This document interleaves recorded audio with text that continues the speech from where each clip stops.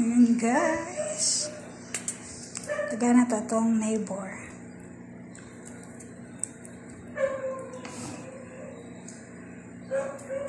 Loy kay borders guys. Kay wala sila ikuan. Borders na mo sa gawas.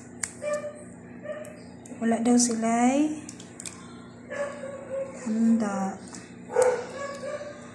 Pag ano guys, ginatagaan ginamo sila pag December. Kung unsay naa sa amo ginatagaan mo. Ayan. Hindi ako kayo sagsudlanan. Marami din kasi. Malaki din kasi yung bako yan guys. Ayan. Ako kayo sagsudlanan. Okay na yan. Time.